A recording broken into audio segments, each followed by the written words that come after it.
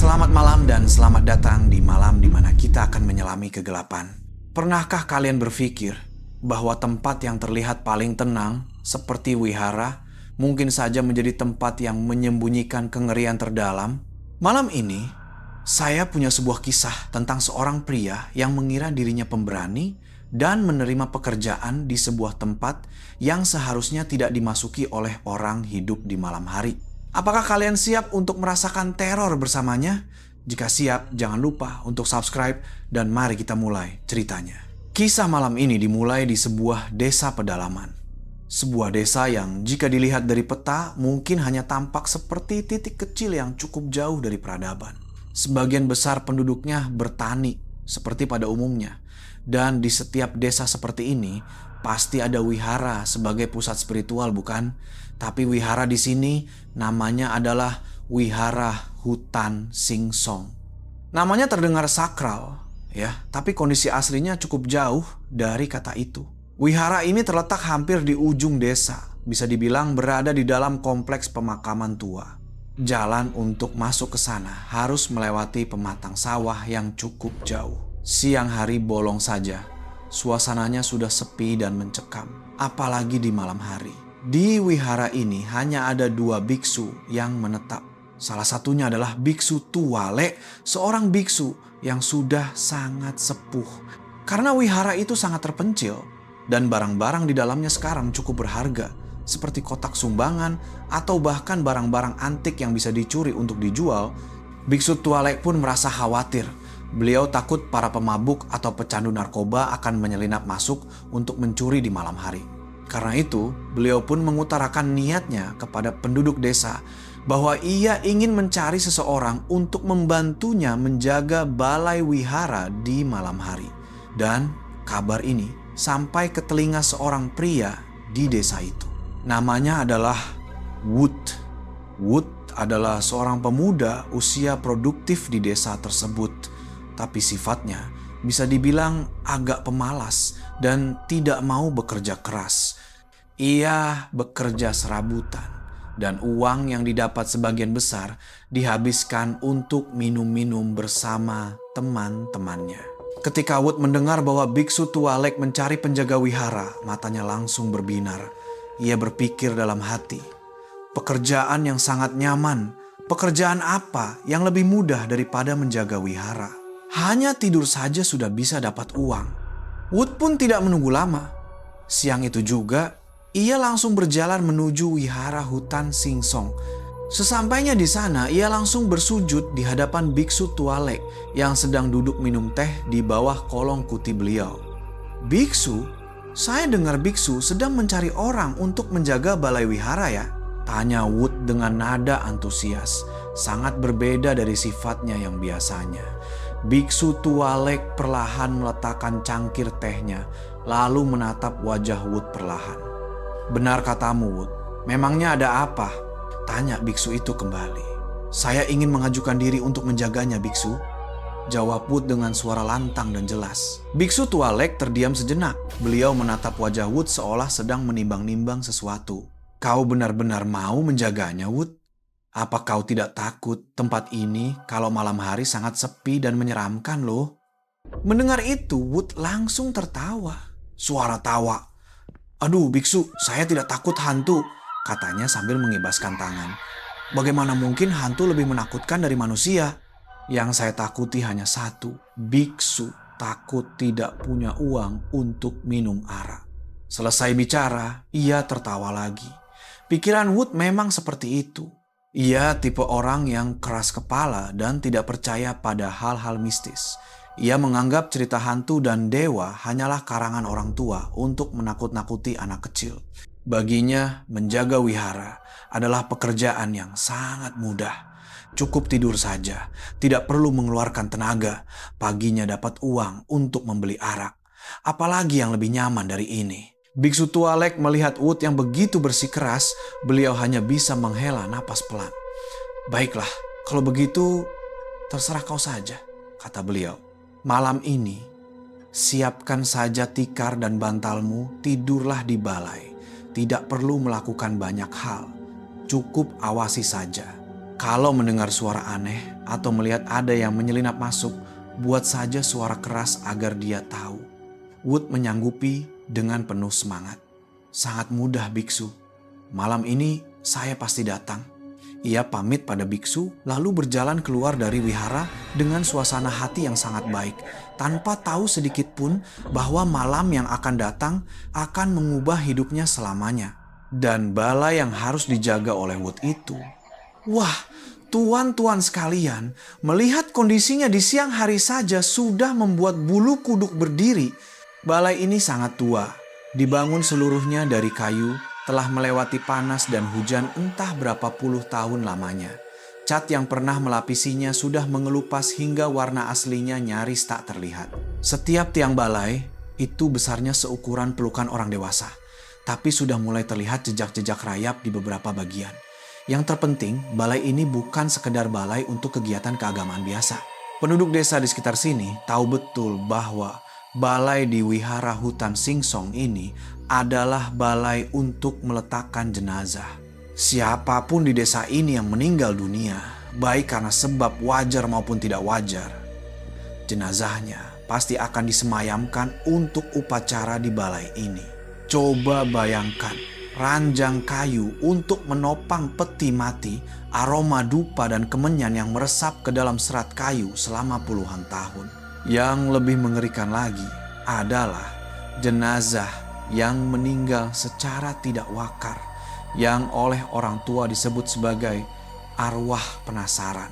Baik yang tewas karena kecelakaan mobil, tenggelam, atau bahkan yang bunuh diri dengan gantung diri, jenazah mereka akan disemayamkan di sini selama beberapa malam sebelum dibawa untuk dikremasi di krematorium tua di belakang wihara. Coba Anda pikirkan, arwah yang masih menyimpan dendam, arwah yang masih terikat pada dunia akan bergentayangan di mana lagi kalau bukan di balai ini? Beberapa penduduk desa bercerita bahwa di tengah malam, jika ada yang cukup berani berjalan melewati wihara, kadang-kadang akan terdengar suara seperti orang menangis meratap yang sayup-sayup datang dari balai. Ada juga yang mengaku melihat bayangan orang berjalan mondar-mandir di atasnya. Tapi Wood tentu saja tidak pernah peduli dengan cerita-cerita seperti itu. Baginya, balai ya tetaplah balai. Hanya sebuah tempat tidur besar yang beratap, bahkan dilengkapi dengan kipas angin langit-langit. Di mana letak seramnya? Begitulah pikirnya. Dan malam itu pun tiba. Malam pertama tugas Wood sebagai penjaga wihara. Begitu matahari terbenam di ufuk barat, kegelapan mulai merayap menyelimuti wihara hutan Singsong dengan cepat. Wood berjalan masuk ke wihara sambil bersiul-siul riang. Di tangannya ada sebuah termos es kecil, tikar tua, dan sebuah bantal. Ia naik ke atas balai, menyapukan pandangannya ke sekeliling. Wah, luas juga ya, gumamnya pada diri sendiri. Ia memilih untuk menggelar tikarnya di sudut paling dalam balai. Berpikir di sana anginnya tidak terlalu kencang. Ia menggelar tikar, meletakkan bantal, lalu duduk bersila. Ia membuka termos esnya dan mengeluarkan sebotol kecil arak putih. Harus minum sedikit dulu, pikirnya dalam hati. Udara dingin begini, dapat 1 atau 2 teguk pasti bisa tidur nyenyak. Setelah ia menenggak arak putihnya sekadarnya hingga peredaran darahnya terasa hangat, ia pun merebahkan diri. Matanya menatap langit-langit balai yang temaram.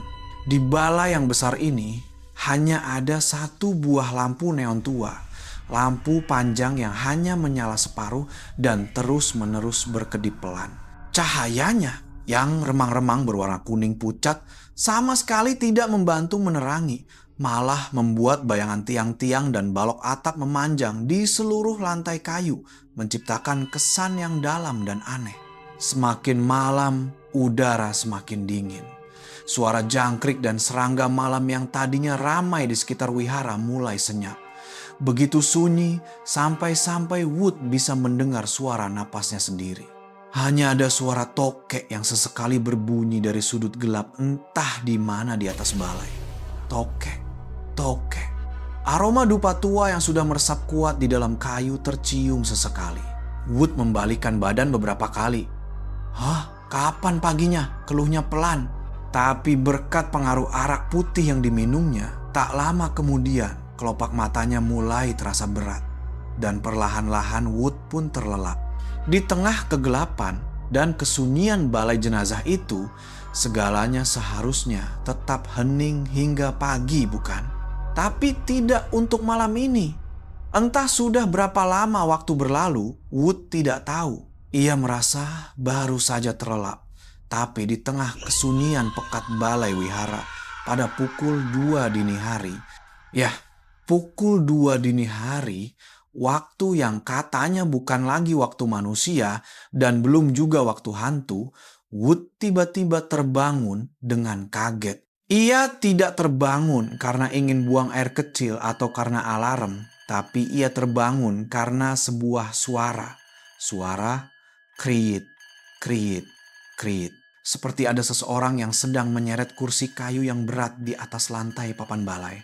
Suara itu datang dari sisi lain balai, dari sudut yang paling gelap, di mana cahaya remang lampu neon tidak sampai. Wood langsung terduduk. Jantungnya berdebar tak karuan. "Siapa di sana?" teriaknya, tapi suaranya bergetar hebat sampai ia sendiri kaget mendengarnya. "Siapa itu? Sedang apa malam-malam begini?" Ia meraih senter tua yang diletakkan di sampingnya. Tangannya menekan tombolnya sampai hampir rusak. Cahaya senter menyala, membentuk seberkas sinar panjang yang menembus kegelapan. Wood menyapukan cahaya senter ke seluruh penjuru balai. Cahayanya melewati tiang demi tiang, melewati bangku-bangku panjang yang kosong, melewati altar di mana patung Buddha yang hitam legam seolah balas menatapnya. Dan akhirnya cahaya senter itu sampai ke sumber suara. Di sana ada 4 atau 5 kursi kayu jati tua, kursi yang biasa digunakan biksu saat memimpin doa. Tapi tidak ada apa-apa. Semuanya kosong. Tidak ada siapa-siapa. Semua kursi masih berdiri di tempatnya tanpa ada tanda-tanda baru saja diseret. "Apa aku salah dengar?" gumam Wood pada dirinya sendiri. Ia mencoba menenangkan hatinya. Mungkin hanya suara kayu yang menyusut. Balai ini kan sudah tua. Ia mencoba mencari alasan untuk menenangkan dirinya. Tapi jauh di lubuk hatinya, ia mulai merasa bahwa tempat ini tidak senormal yang ia kira. Wood mencoba untuk kembali tidur. Ia membalikkan badan menghadap dinding, menarik selimut tuanya hingga menutupi kepala, mencoba meyakinkan dirinya bahwa tidak ada apa-apa, ia hanya salah dengar. Tapi, tuan-tuan sekalian, sekali rasa takut itu muncul di dalam hati, bagaimanapun caranya memejamkan mata, kita tidak akan bisa tidur. Telinga akan terus waspada, hati akan terus curiga. Dan tepat saat Wood mulai setengah terlelap, suara itu datang lagi. Kriat, kraak. Kali ini suaranya lebih keras, jelas sekali, begitu jelas hingga Wood terlonjak kaget. Itu bukan suara diseret seperti tadi, tapi lebih seperti suara orang yang bangkit dari kursi, diikuti oleh suara kayu yang bergesekan. Nyi. Wood kembali terduduk. Jantungnya serasa mau melompat keluar dari dada. "Siapa di sana?" teriaknya memenuhi balai. Tangannya meraba-raba mencari senter. Begitu ia menyalakannya, astaga! Pemandangan yang dilihat Wood kali ini bukan lagi kekosongan. Kursi kayu jati yang sama, yang berada di paling ujung dalam kegelapan, sedang bergoyang. Ya, kursi itu bergoyang-goyang pelan seolah-olah ada seseorang yang baru saja bangkit dari kursi itu beberapa detik yang lalu. Wood membeku, semua bulu di tubuhnya berdiri serentak. Cahaya senter di tangannya bergetar hebat. Ia menatap tajam ke arah kursi itu yang masih terus bergoyang. Angin, mungkin angin? Ia mencoba mencari alasan lagi. Angin gila mana yang hanya meniup satu kursi saja? Kali ini ia berdebat dengan dirinya sendiri dalam hati. Malam ini tidak ada angin sama sekali. Udaranya tenang dan pengap. Wood duduk menatap kursi itu sampai akhirnya kursi itu perlahan-lahan berhenti bergoyang dan kembali diam seolah tidak terjadi apa-apa. Malam itu Wood tidak bisa tidur lagi. Ia duduk memeluk lututnya. memegang senter sambil terus menatap ke dalam kegelapan hingga cahaya pertama fajar mulai menyelinap masuk melalui jendela balai. Begitu langit mulai terang dan suara ayam berkokok terdengar sayup-sayup, Wood seolah menghitung setiap detik yang berlalu. Ia melipat tikar, mengemas bantal dan mencuci muka. Tapi kondisinya sangat tidak karuan. Lingkaran hitam di bawah matanya, wajahnya pucat pasi seperti ayam rebus, persis seperti orang yang tidak tidur semalaman. Dan memang benar, ia menunggu hingga agak siang. Ketika melihat biksu tualek keluar dari kutinya, Wood langsung bergegas menghampirinya. "Biksu! Biksu!" Suaranya terbata-bata. Biksu tualek menoleh. "Oh Wood, bagaimana? Kuat menjaganya semalam?" Wood menelan ludahnya yang terasa pekat. "Biksu, semalam saya mengalami kejadian aneh." Lalu ia menceritakan semuanya. Semua ia ceritakan, mulai dari suara kursi diseret hingga kursi yang bergoyang sendiri. "Itu apa ya biksu? Apa saya diganggu hantu?" Tanyanya dengan panik, berharap biksu itu akan terkejut atau setidaknya menenangkannya. Tapi yang dilakukan biksu tualek, beliau hanya tersenyum tipis di sudut bibirnya. Sebuah senyuman yang Wood tidak bisa artikan maknanya. "Wah, baru malam pertama kau sudah disapa olehnya, ya?" kata biksu itu dengan nada datar. "Disapa? Ini bukan disapa namanya biksu. Ini namanya diganggu," balas Wood dengan suara meninggi. Biksu tualek menggelengkan kepalanya pelan. Beliau meletakkan tangannya di bahu Wood. "Wood, dengarkan biksu," katanya dengan nada yang lebih serius. "Di sini, di balai ini, ada penunggunya. Dia sudah ada di sini jauh sebelum kau dan aku lahir." "Penunggu?" tanya Wood dengan suara lirih. "Benar," biksu itu mengangguk. "Dia ada di sini. Dia tidak pergi kemana-mana. Tugasmu adalah menjaga barang, bukan mengusirnya. Selama kau tidak mengganggunya, tidak menantangnya, dia mungkin tidak akan berbuat apa-apa padamu. Hiduplah masing-masing." Ucapan biksu tualek sama sekali tidak membuat Wood merasa lebih baik. Malah sebaliknya, ucapan itu semakin mempertegas rasa takut di dalam hatinya. "Jadi aku harus tidur bersama hantu," begitu pikirnya dalam hati. Tapi begitu teringat akan upah yang akan ia terima pagi itu, Wood pun terpaksa mengangguk. "Baik biksu, saya akan coba." Setelah menerima upahnya, keberaniannya mulai kembali. Rasa takut semalam begitu terkena sinar matahari yang terik dan ditambah dengan uang di sakunya, Wood mulai berpikir, sudahlah, mungkin semalam tidak ada apa-apa. Kursi itu mungkin bergoyang sendiri karena kayunya menyusut. Ia mencoba mencari 1001 alasan untuk menenangkan dirinya. Lagi pula hanya melihat kursi bergoyang, bukan melihat wujudnya langsung. "Aku tidak takut," begitulah pikirnya. Malam harinya, setelah minum-minum bersama teman-temannya sekedarnya, Wood kembali lagi ke wihara hutan Singsong. Malam ini ia membawa kepercayaan diri lebih. Tapi diam-diam ia juga membawa sebuah jimat kecil yang diselipkan di saku bajunya. Malam kedua ini, suasananya terasa lebih mencekam dari malam pertama. Langit gelap dan mendung, tidak ada cahaya bulan sama sekali. Wood merebahkan diri di sudut yang sama, tapi malam ini ia tidak minum arak lagi. Ia ingin dirinya sadar 100%. Ia berbaring dengan mata terbuka, menatap keluar balai melalui barisan tiang kayu ke arah kegelapan di luar. Semuanya sunyi senyap, hingga waktu berlalu mungkin sudah sangat larut malam. Mata Wood yang menatap tajam ke dalam kegelapan menangkap sesuatu di jalan setapak tanah di bawah balai. Sekilas, ia pikir ia salah lihat. Tapi setelah mengedipkan mata dan memfokuskan pandangannya lagi, serunya dalam hati, ia melihatnya. Bukan satu orang, tapi seperti bayangan-bayangan gelap orang yang jauh lebih tinggi dari manusia normal. Sosoknya kurus kering, sedang berjalan perlahan melewati depan balai. Bayangan-bayangan itu tidak masuk ke dalam balai, tapi berjalan berbaris satu persatu seolah sedang dalam sebuah arak-arakan. Wood berbaring kaku, menahan napas, menatap tanpa berkedip. Itu orang atau apa? Ia melihat sekitar 4 atau 5 bayangan, semuanya berjalan menuju arah yang sama. Arah yang dituju oleh bayangan-bayangan itu adalah arah krematorium tua, krematorium yang sudah ditinggalkan di ujung wihara. Malam ini, Wood sadar bahwa ucapan biksu Tualek, dia ada penunggunya, bukan sekadar gertakan.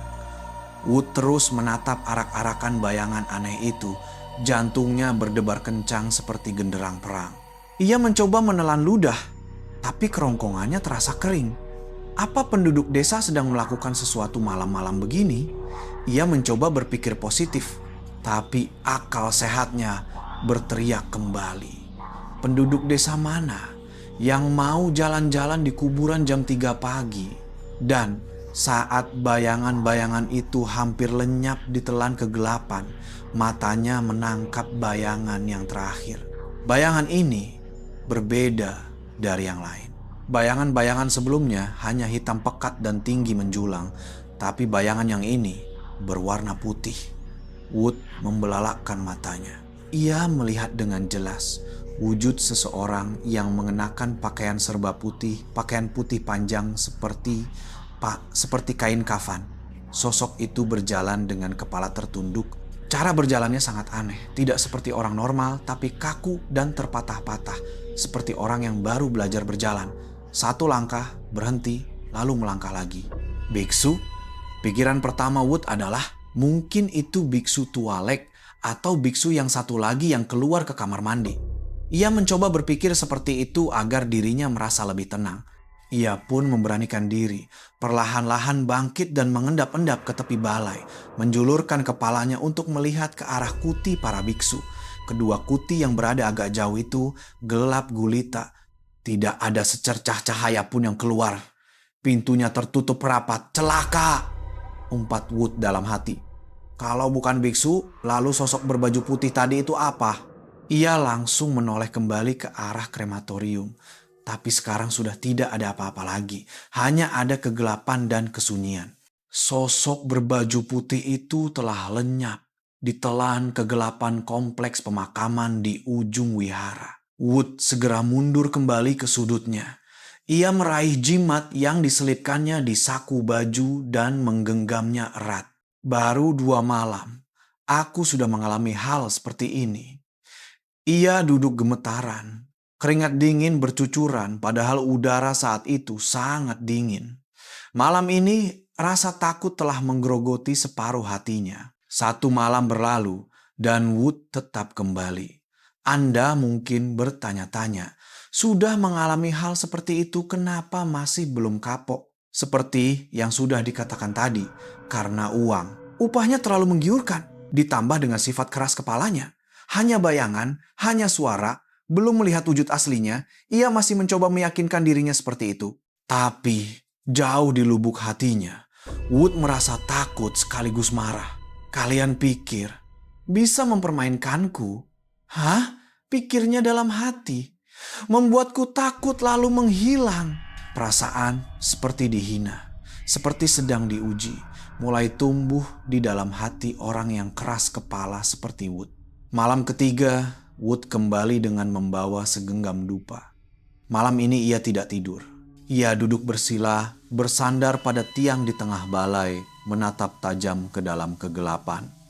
Ayo, keluarlah, tunjukkan wujud kalian. Waktu berlalu hingga larut malam. Pukul 1, pukul 2 masih belum terjadi apa-apa. Tidak ada suara kursi diseret, tidak ada bayangan yang lewat. Begitu sunyi sampai-sampai terasa aneh. Kesunyian seperti inilah yang justru semakin menekan hatinya. Wood mulai tidak tahan. Bermain petak umpet denganku? Ya, boleh. Ia meraih dupa yang dibawanya, berjalan ke altar dan menyalakannya hingga apinya berkobar. Asap dupa mengepul ke seluruh balai. Ia menancapkan dupa ke dalam wadahnya, lalu mengangkat tangan seperti berdoa. Tapi kata-kata yang keluar dari mulutnya bukanlah doa. Siapapun kau, entah hantu atau makhluk apapun yang menghuni balai ini, teriaknya menggema di seluruh balai. Kalau kalian memang ada, keluarlah, tunjukkan wajahmu sekarang juga. Tunjukkan padaku dengan kedua mataku ini. Jangan hanya bersembunyi dan menakutiku seperti anjing. Aku ingin tahu seberapa hebat kalian. Suara Wood menggema di seluruh balai yang sunyi. Dan itu adalah sebuah tantangan yang seharusnya tidak pernah ia ucapkan. Setelah suara tantangan sombong Wood menggema di seluruh balai, ia berdiri terengah-engah. Jantungnya berdebar kencang, bukan karena takut, tapi karena marah dan gejolak adrenalin. Ia menatap tajam ke setiap sudut gelap balai. Ayo, pikirnya dalam hati. Tapi, tuan-tuan sekalian, yang terjadi selanjutnya bukanlah suara gaduh atau kemunculan yang tiba-tiba. Yang terjadi adalah keheningan. Bukan keheningan biasa, tapi keheningan yang bisa dirasakan. Suara jangkrik, serangga malam yang tadinya ramai di sekitar wihara, mendadak senyap. Suara angin yang tadinya berhembus pelan menggerakkan dedaunan berhenti total. Bahkan suara tokek yang setiap malam menyahut pun lenyap. Begitu sunyi, seolah-olah seluruh wihara berada dalam ruang hampa. Wood berdiri kaku. Keberanian dan gejolak adrenalin yang ia rasakan tadi mulai memudar, digantikan oleh perasaan dingin yang merayap di sepanjang tulang punggungnya. Udara di sekitarnya terasa berat, seolah ada sesuatu yang menekan seluruh atmosfer balai. Asap dupa yang baru saja ia nyalakan masih mengepul, tapi tidak naik ke atas. Asap itu malah berputar-putar di depan altar, seolah tidak bisa pergi kemana-mana. Wood mulai menelan ludahnya yang terasa pekat. Pantangan yang baru saja ia teriakan kini terasa seperti sebuah undangan yang akan segera dijawab oleh seseorang. Ia menggenggam erat jimat di tangannya, melangkah mundur hingga bersandar pada tiang yang sama. Matanya menyapu ke seluruh penjuru, dan keheningan inilah keheningan yang paling mengerikan. Keheningan yang sedang menanti sebuah kemunculan. Wood duduk bersandar pada tiang, tubuhnya tegang, matanya terus mengawasi seluruh balai yang temaram.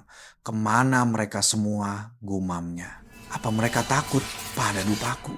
Ia masih mencoba bercanda, tapi suara hatinya tidak merasa lucu sama sekali. Ia terus menatap hingga matanya terasa mau keluar. Dan kemudian, dari sudut matanya, sudut mata yang melirik ke arah bangku panjang di seberang balai, tempat di mana ia pernah melihat kursi itu bergoyang. Wood nyaris berhenti bernapas. Ia tidak salah lihat, sangat jelas, meskipun dalam bayang-bayang remang, ada seseorang yang duduk di sana. Ya, ada seseorang yang duduk di bangku panjang itu. Sosok seorang wanita. Wanita yang mengenakan pakaian berwarna pucat duduk sedikit menyamping darinya. Ia duduk diam, sangat diam, seperti sebuah patung. Yang membuat bulu kuduk Wood berdiri adalah rambutnya. Rambutnya sangat panjang, begitu panjang hingga acak-acakan menutupi seluruh wajahnya. Ia duduk dengan kepala tertunduk, menatap lantai tanpa bergerak sedikit pun.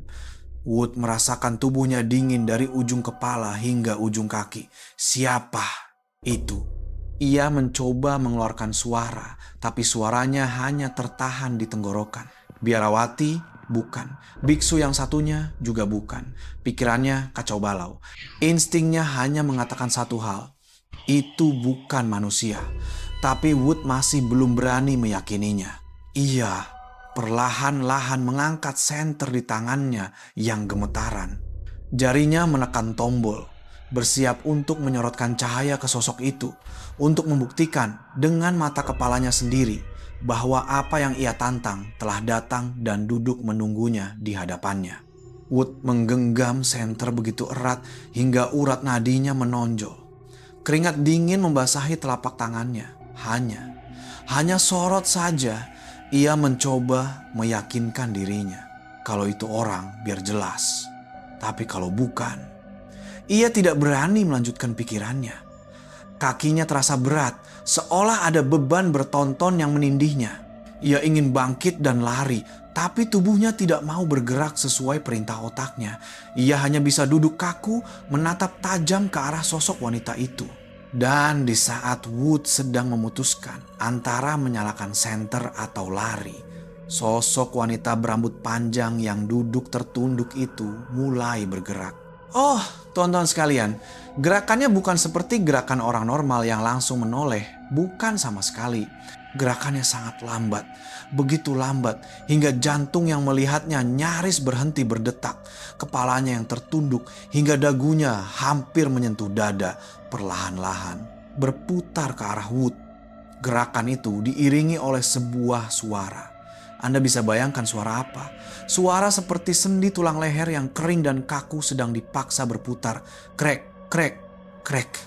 Suara seperti ranting kering yang akan patah. Suara itu terdengar sangat jelas di tengah keheningan balai. Rambut panjang yang menutupi wajahnya pun perlahan-lahan ikut bergerak, perlahan-lahan tersimbak. Wood saat itu air matanya hampir menetes. Ia ingin memejamkan mata erat-erat tapi tidak bisa. Seolah ada kekuatan yang memaksanya untuk terus melihat, untuk menyaksikan akibat dari kesombongannya. Leher sosok itu terus berputar, berputar, berputar hingga wajah yang tersembunyi di balik rambut acak-acakan itu berhadapan langsung dengan Wood. Dan akhirnya wajah yang tersembunyi di balik rambut itu terangkat, menatap lurus ke arah Wood. Saat itu dunia Wood seolah berhenti berputar. Matanya terbelalak, begitu lebar hingga terasa mau keluar dari rongganya. Napasnya tercekat seketika. Hanya suara itu yang bisa ia keluarkan dari tenggorokannya karena pemandangan di hadapannya adalah mimpi buruk. Mimpi buruk yang terjadi saat matanya masih terbuka. Tuan-tuan sekalian, apa yang Wood lihat itu bukanlah wajah manusia yang sempurna. Atau lebih tepatnya, itu adalah wajah separuh. Ya, Anda tidak salah dengar. Wajah sebelah, sisi kirinya, masih mempertahankan bentuk wajah seorang wanita. Jika dalam kondisi normal, mungkin bisa disebut sebagai wanita yang cantik. Kulitnya, meskipun pucat pasi, masih terlihat seperti kulit manusia. Tapi sisi yang satunya, sisi kanannya, oh, itu bukan lagi kulit, itu adalah kehancuran. Daging yang terbakar hangus, meleleh hingga kulitnya mengerut dan menarik bibirnya menjadi miring, memperlihatkan gigi gerahamnya. Kulit di pipinya membusuk dan hancur, sebagian menghitam seperti arang, sebagian lagi hilang hingga memperlihatkan tulang pipi putih yang menonjol keluar. Dan yang paling mengerikan adalah matanya, mata kirinya yang masih utuh menatap tajam ke arah Wood, tidak berkedip, tapi mata kanannya tidak ada. Hanya sebuah rongga mata yang kosong dan gelap dengan nanah kental yang perlahan-lahan mengalir keluar. Inilah jawaban atas tantangan yang diteriakkan oleh Wood dengan sombongnya. Sekarang sang penunggu telah menunjukkan wujudnya secara langsung sesuai dengan keinginannya. Wood ingin menjerit, tapi suaranya tidak keluar. Ia ingin lari, tapi kakinya tidak bergerak. Ia hanya bisa duduk kaku, menatap wajah separuh hantu, separuh manusia itu dengan rasa takut yang mencengkeram hingga ke dasar hatinya. Dan jika Anda pikir melihatnya duduk menatap adalah hal yang paling menakutkan, Anda salah.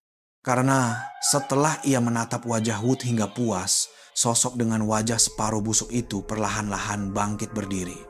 Suara bangku kayu berderit keras, lebih keras dari yang pernah Wood dengar sebelumnya, seolah sedang menahan beban yang tak terlihat. Ia bangkit, berdiri diam di tengah kegelapan yang remang, lalu ia mulai berjalan. Ia mulai melangkahkan kakinya yang pucat pasi, melangkah perlahan, tapi pasti, lurus menuju ke arah Wood. Dan di saat ia melangkahkan kakinya, sebuah bau yang belum pernah Wood cium seumur hidupnya, menguar dan menghantam hidungnya dengan keras. Ini bukan bau dupa, bukan bau kemenyan, tapi bau hangus yang busuk. Tuan-tuan sekalian, bau seperti daging manusia yang terbakar, bercampur dengan bau lumpur, bau tanah yang lembab, bau kematian, bau mayat. Baunya semakin kuat, semakin menyengat seiring setiap langkah yang ia ambil mendekat. 1 langkah, 2 langkah. Wood saat itu ingin menangis meraung-raung. Ia mencoba mundur, mencoba bangkit, tapi punggungnya menempel pada tiang. Kakinya kaku seperti dibekukan. Ia hanya bisa menggelengkan kepala. Jangan mendekat. Suaranya keluar begitu pelan, nyaris tak terdengar. Tapi sosok itu terus berjalan mendekat, perlahan, tanpa henti. Wajah separuhnya itu entah tersenyum atau menyeringai, tidak bisa dibedakan. Ia akan sampai di hadapan Wood. Dan di detik itu, detik di mana Wood berpikir ia akan mati di balai wihara malam ini, detik di mana bau hangus busuk itu sudah berada tepat di ujung hidungnya, kesadarannya yang tadinya hilang kembali. Wood berteriak sekeras-kerasnya. Itu bukan lagi suara manusia. Itu adalah suara binatang yang akan disembelih. Tubuhnya yang tadinya kaku, tersentak oleh rasa takut yang luar biasa. Ia menggunakan seluruh tenaga yang ia punya untuk mendorong tubuhnya menjauh dari tiang itu. Ia tidak peduli lagi apakah akan terjatuh ke belakang atau kepalanya terbentur. Ia mencoba bangkit. "Bangun bodoh!" teriaknya pada dirinya sendiri dalam hati. Kakinya yang tadinya berat, kini kembali bertenaga. Ia melompat berdiri tapi karena panik kakinya tersandung. "Bro!" Ia jatuh tersungkur, wajahnya menghantam lantai kayu. Tapi rasa sakit itu tidak ada apa-apanya dibandingkan dengan rasa takutnya. Ia bahkan tidak berani mengangkat kepala untuk melihat di mana sosok itu berada. Ia menggunakan tangan dan sikunya untuk merangkak dengan 4 kaki seperti anjing. Harus pergi dari sini. Ia merangkak beberapa langkah, lalu mendorong dirinya untuk bangkit dan berlari. Lari sekuat tenaga. Tikar, bantal, senter, jangan ditanya. Termos arak, jimat, semua ia tinggalkan di sana. Saat itu tidak ada yang lebih penting daripada menyelamatkan nyawanya. Wood berlari. Berlari menuruni balai, berlari melintasi halaman wihara, berlari melewati gerbang wihara tanpa berani menoleh ke belakang sedetik pun. Ia berlari di tengah kegelapan, menyusuri jalan setapak di pematang sawah, jatuh bangun dengan hanya suara jeritanya sendiri yang masih menggema di kepalanya. Hantu! Ada hantu!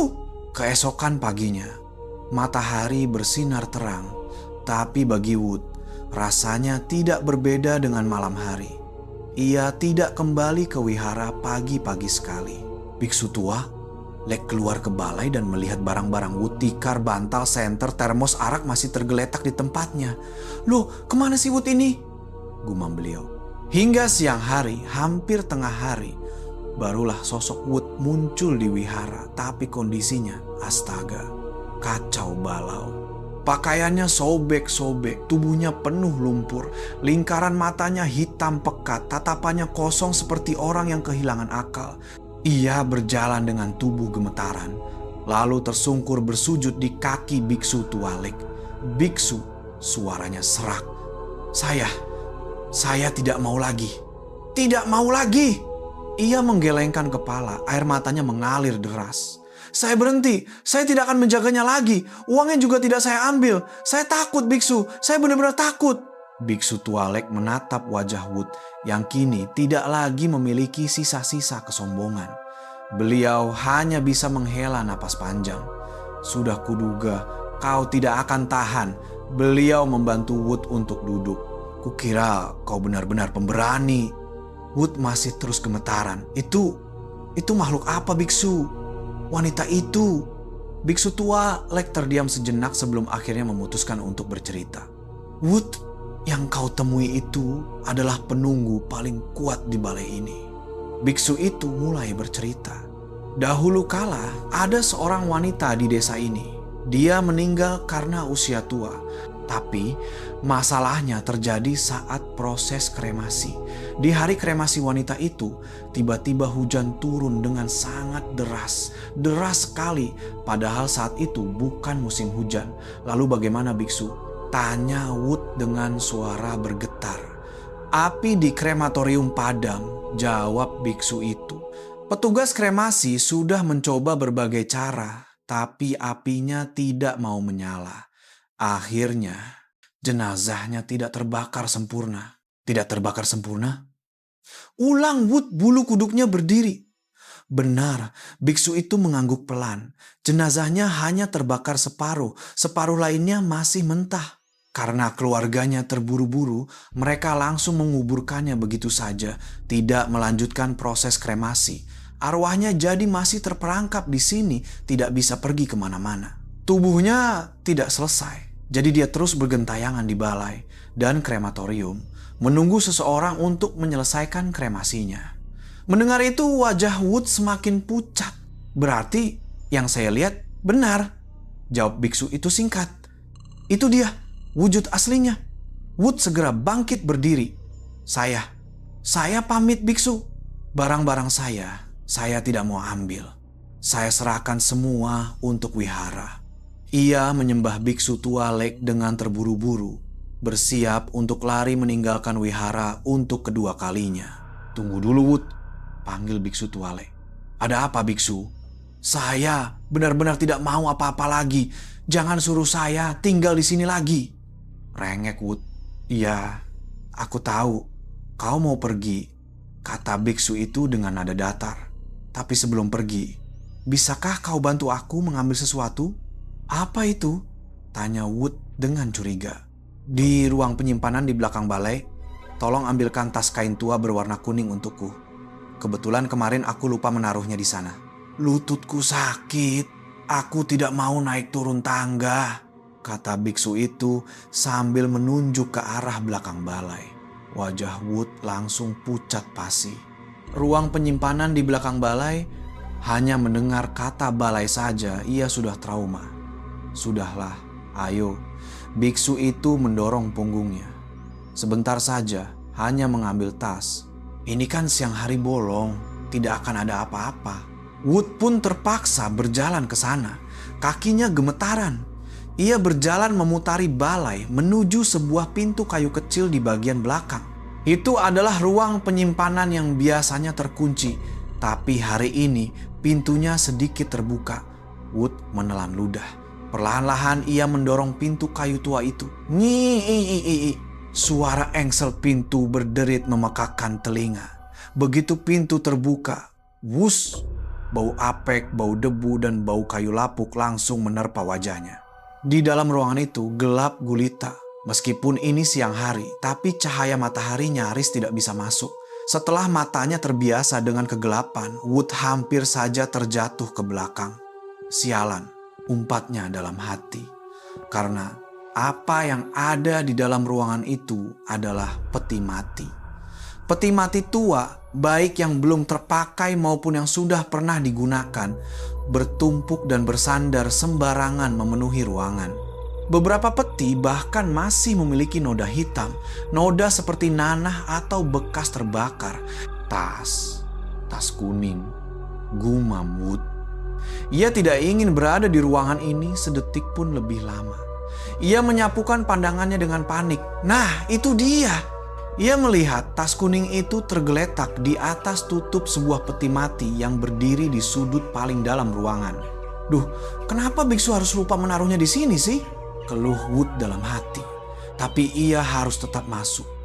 Kakinya gemetar, tapi ia paksakan melangkah. Ia mencoba menyelipkan tubuhnya melewati celah sempit di antara peti-peti mati yang berjejer.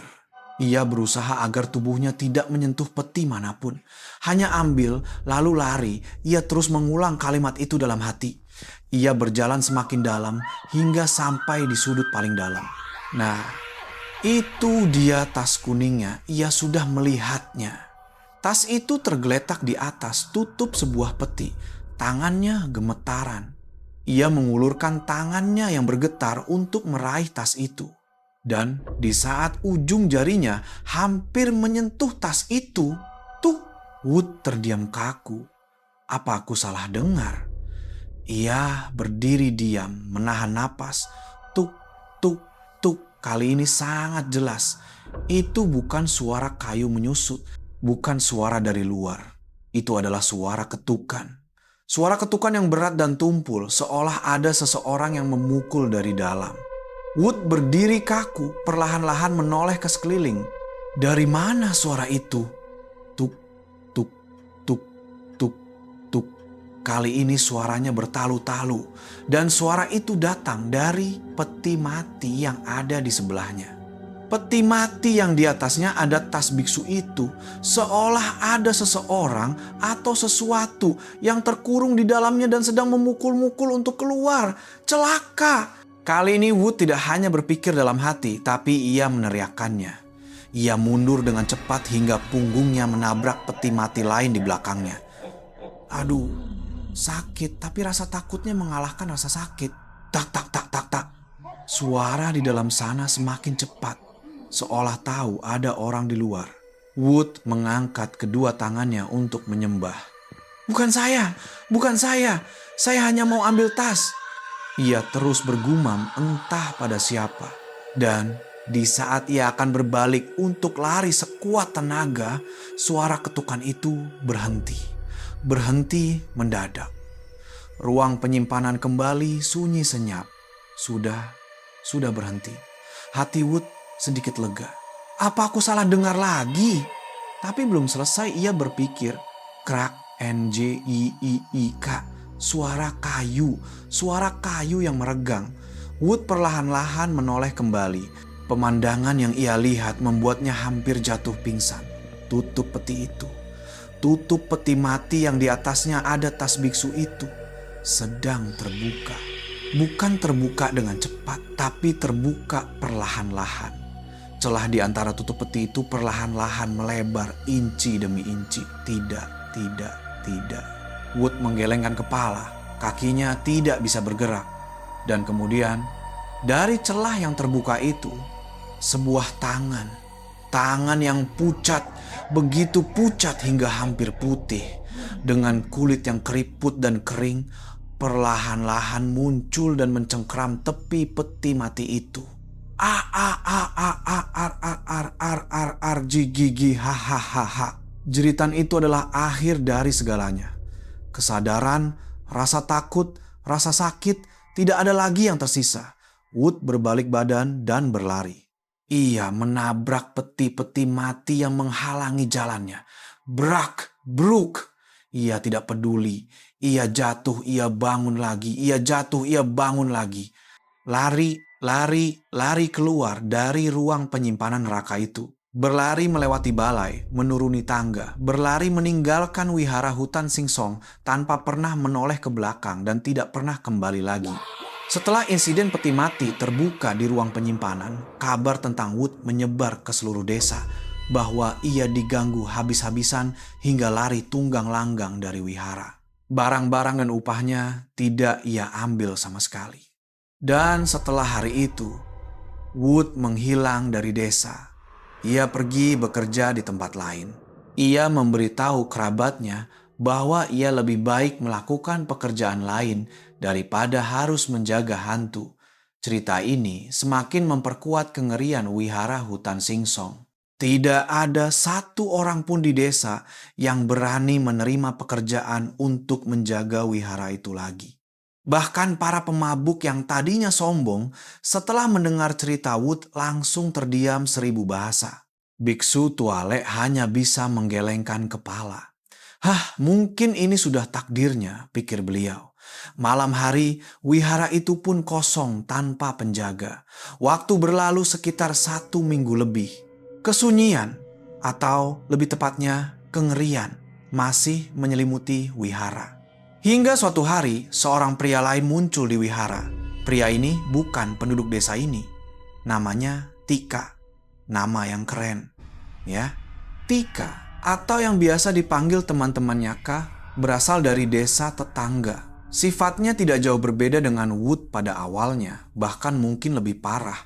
Ia adalah seorang preman, suka menantang, tidak takut pada siapapun. Dan yang terpenting, ia sangat tidak percaya pada hantu dan hal-hal gaib. Ia menganggapnya sebagai takhayul yang tidak masuk akal. Ia kebetulan mendengar kabar dari teman-teman minumnya bahwa wihara hutan Singsong mencari penjaga. Tapi penjaga sebelumnya adalah seorang pengecut yang lari karena takut hantu. Mendengar itu, Tika tertawa terbahak-bahak.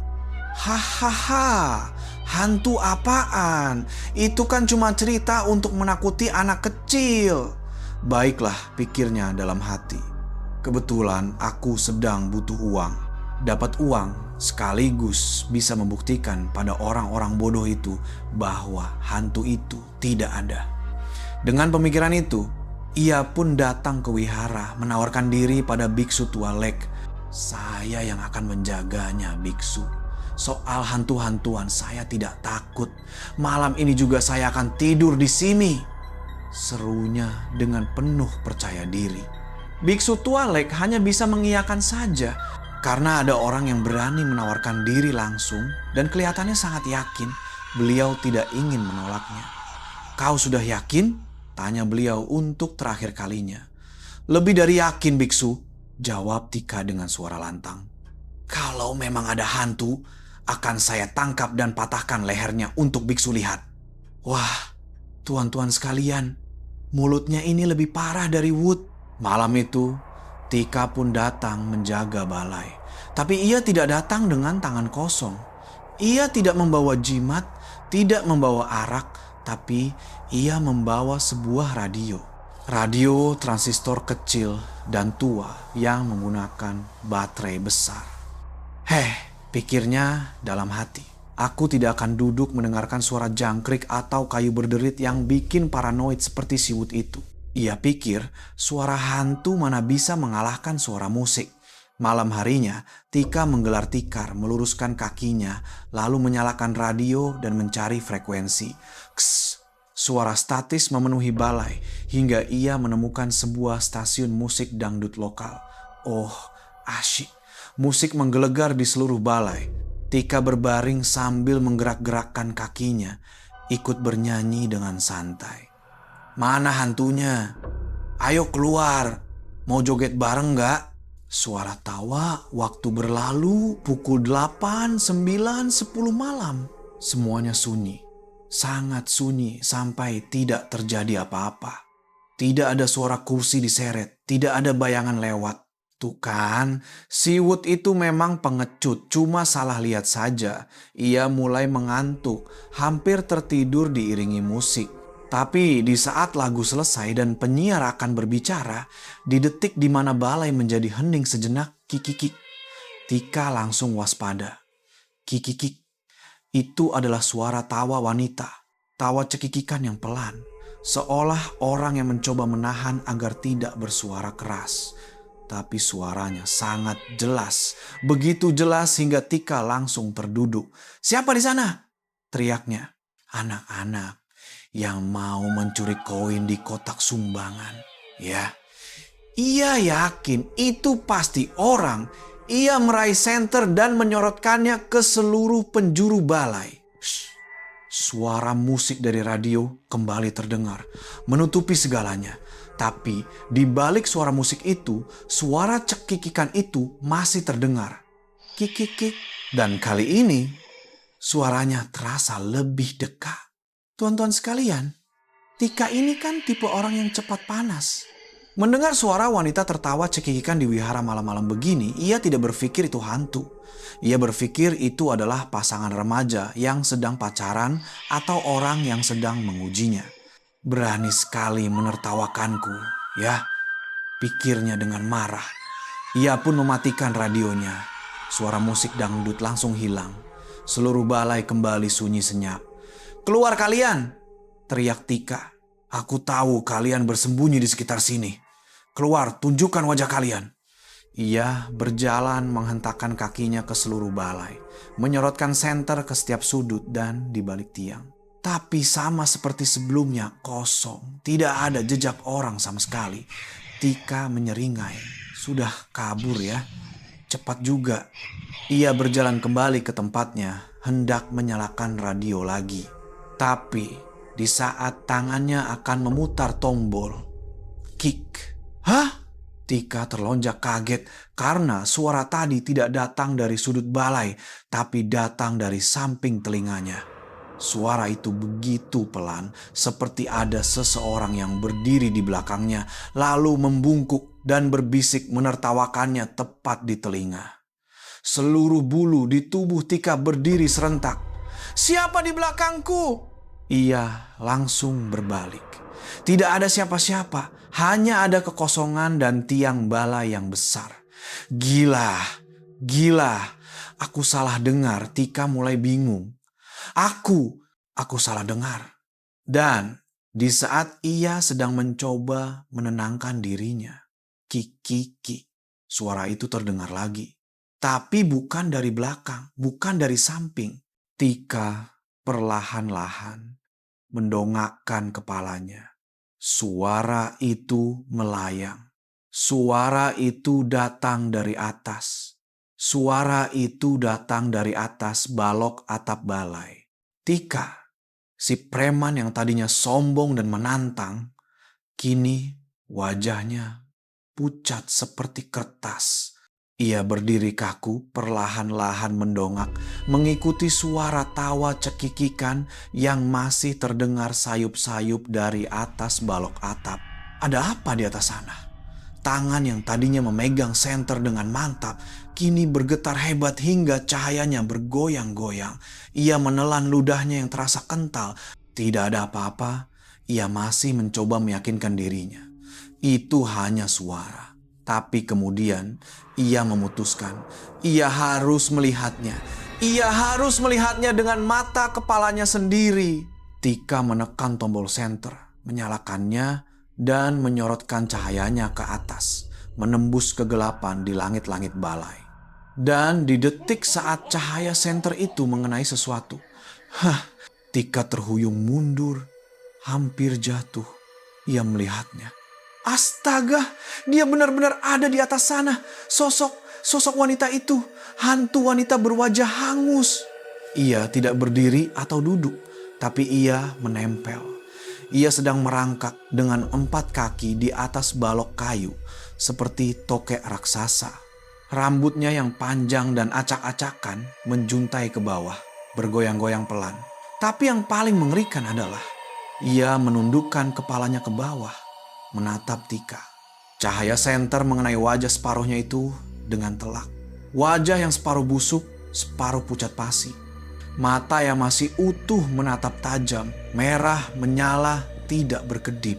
Sementara rongga mata yang satunya, yang kosong, meneteskan nanah kental yang jatuh tes ke lantai balai tepat di hadapan Tika.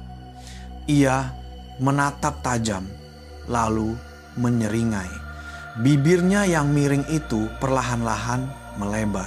Tuan-tuan sekalian, orang yang tadinya sombong, yang katanya akan mematahkan leher hantu, kini berdiri membeku seperti batu. Tika bertatapan dengan sosok yang tergantung terbalik dari balok atap itu. Ia membuka mulutnya untuk berteriak, tapi tidak ada suara yang keluar. Suaranya tercekat di tenggorokan. Keberaniannya, sifat premannya, ketidakpercayaannya, semua lenyap dalam sekejap. Lenyap bersamaan dengan pemandangan nanah yang menetes ke lantai di hadapannya. Seringai lebar dari sosok itu seolah menjadi pemicu. Wah, Tika menggeram. Itu bukan lagi suara manusia. Itu adalah suara ketakutan yang terpendam hingga akhirnya meledak. Tahu apa yang ia lakukan? Radio. Radio transistor yang ia bawa, ia lempar. Ia mengayunkan tangannya sekuat tenaga dan melemparkannya ke atas balok atap. Krak! Radio itu menghantam balok, pecah berkeping-keping dan jatuh ke bawah. Tapi Tika tidak menunggu untuk mendengar suaranya. Di detik saat radio itu lepas dari tangannya, ia berbalik dan lari. Lari, menabrak tiang balai pun ia tidak berhenti. Tersandung kakinya sendiri, ia bangkit dan lari sekuat tenaga. Entah berapa kali lebih cepat dari Wood. Ia meninggalkan semuanya di balai senter, sandal, tikar. Ia berlari tanpa alas kaki menuruni balai, berlari menembus kegelapan meninggalkan wihara hutan singsong malam itu. Suara cekikikan yang mengerikan itu masih terus terdengar mengejarnya dari belakang, hingga akhirnya ia lenyap ditelan kegelapan. Dan Tika pun tidak pernah kembali lagi ke desa ini. Setelah Tika lari tunggang langgang, cerita tentang wihara hutan singsong menjadi legenda baru di desa itu. Kali ini bukan lagi hanya sekadar rumor, tapi sudah terbukti nyata oleh 2 orang. Hasilnya, keduanya lari tunggang langgang. Sejak hari itu, tentu saja, tidak ada seorang pun yang berani tidur di balai wihara itu di malam hari selamanya. Biksu tua Lek pun hanya bisa pasrah. Mungkin ini sudah takdirnya, pikir beliau. Wihara itu pun dibiarkan kosong di malam hari, hanya dihuni oleh sang pemilik sejati yang terus menjaga balai itu seperti sedia kala. Penduduk desa, wah, begitu matahari terbenam, tidak ada yang berani mendekati pagar wihara. Beberapa orang yang terpaksa lewat di malam hari bercerita bahwa mereka masih mendengar suara cekikikan sayup-sayup. Ada juga yang mengaku masih melihat bayangan wanita berambut panjang duduk di bangku di balai, duduk diam dengan kepala tertunduk, seolah sedang menunggu seseorang. Lalu bagaimana dengan Wood, orang pertama yang menantangnya? Menurut Anda, bagaimana kabarnya?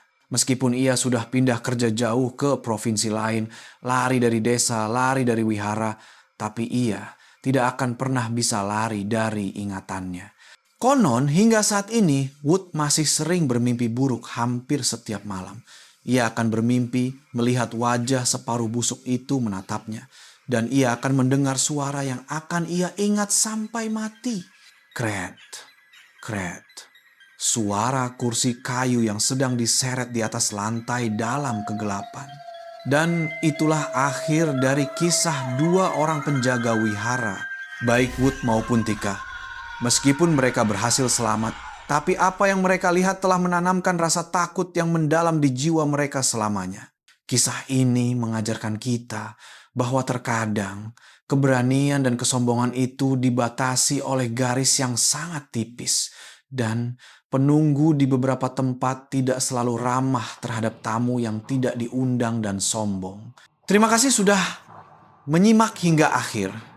Anda sendiri bagaimana pendapat Anda tentang cerita ini? Silakan tulis komentar dan bagikan pengalaman Anda. Jangan lupa untuk menekan tombol suka dan yang terpenting, tekan subscribe agar tidak ketinggalan cerita-cerita seram berikutnya. Untuk malam ini, semoga Anda tidur nyenyak dan mimpi indah.